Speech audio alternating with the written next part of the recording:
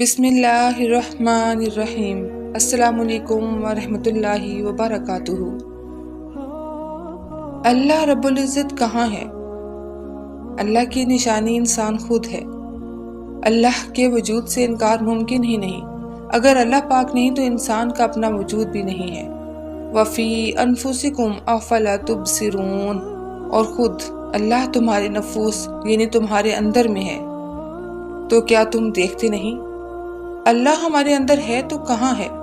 وَنَحْنُ أَقْرَبُ إِلَيْهِ مِنْ حَبْلِ الْوَرِيدِ، اور ہم بندہ کی رگ و جان سے بھی اس سے زیادہ قریب ہیں۔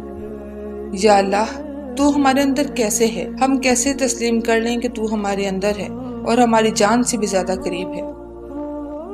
اَوَلَمْ يَتَفَكَّرُوا فِي أَنفُسِهِمْ، کہ تم نے اپنے آپ پر، اپنے دل میں، اپنے وجود کے اندر غور نہیں کیا؟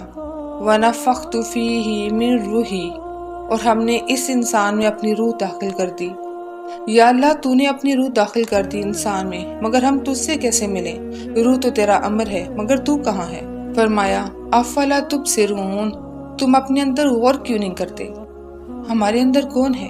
وفی انفسکم، اور اللہ ہی تمہارے اندر ہے۔ یا اللہ، ہمیں سمجھ نہیں آ رہا، ہمیں تفصیلاً سمجھا کہ تو ہمارے اندر کیسے ہے۔ اللہ نور السماوات والارض، اللہ زمین اور آسمان کا نور ہے۔ مثل نورہ، اس کے نور کی مثال ایسی ہے، کمشکات فیہا مصباح، جیسے ایک تاک ہے، وہ تاک انسان کا جسم ہے۔ المصباح فی زجاجہ، اس تاک کے اندر ایک چراغ ہے، وہ چراغ انسان کا دل ہے۔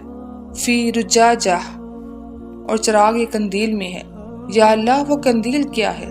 کأنہا کوکب، اور قندیل ایسی صاف شفاف ہے کہ گویا موتی کا سا چمکتا ہوا تارا ہے۔ گویا وہ قندیل تمہاری روح ہے جو پاک، صاف و شفاف ہے۔ گویا وہ چمکتا ہوا ستارہ یعنی روح نور ہے، اور وہ نور اللہ پاک کی ذات سے ہے، کیونکہ اللہ پاک خود نور ہے۔ یا اللہ، اگر ہم تجھ تک پہنچنا چاہیں تو کیا کریں؟ یہدی اللہ لنورہ، اللہ اپنے نور سے جسے چاہتا ہے ہدایت دیتا ہے۔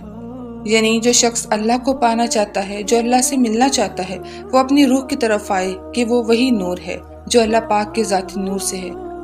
وہی ہدایت ہے، وہی راز کن فیکون ہے، وہی صراط مستقیم ہے۔